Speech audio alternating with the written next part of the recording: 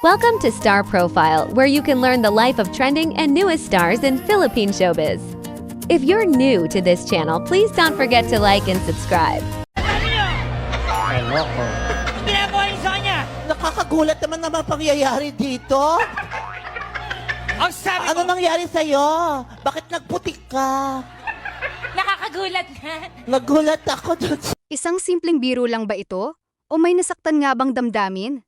Ito ang tanong na ngayon ay pinag-uusapan ng maraming netizens matapos ang kontrobersyal na eksena sa It's Showtime na kinasangkutan ni Vice Ganda at ng Baby Dolls member na si Johaira Morris. Sino nga ba si Johaira Morris, ang kontrobersyal na dancer sa Showtime ngayon? Si Johaira Morris ay ipinanganak noong November 29, 1998. Siya ay 27 years old sa kasalukuyan. Siya ay ipinanganak sa San Fernando, Pampanga at kasalukuyang naninirahan doon sa ngayon.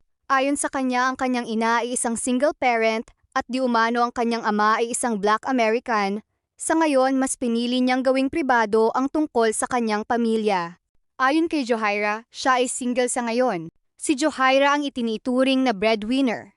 Siya ay naghahanap buhay para sa kanyang pamilya at ginagamit niya ang kanyang kinikita upang suportahan sila.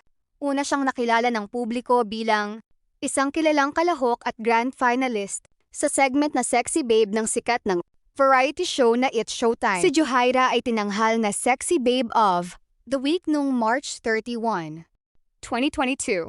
Ang kanyang pagiging masaya at kwelang personalidad ay mabilis na nagustuhan ng mga manonood. Umabot siya sa semifinals at naging Best in Talent Award. At kalaunan ay naging Grand Finalist Top 10 noong July 2022.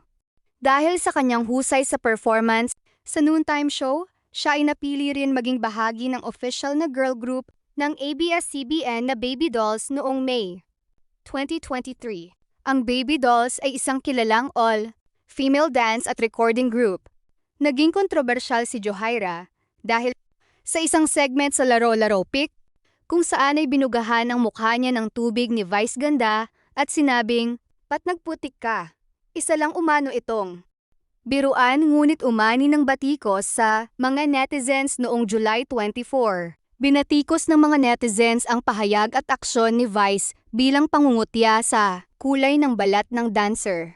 Agad namang humingi ng on-air public apology si Vice Ganda noong July 25, 2026 para aminin ang pagkakamali at mangakong magiging mas maingat na.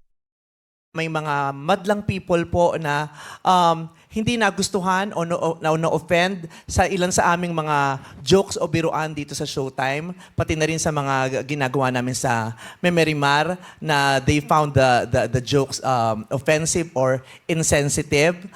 Gusto lang namin ipaalam po sa inyo na the last thing we want is to displease you o hindi mapasaya ang aming madlang people.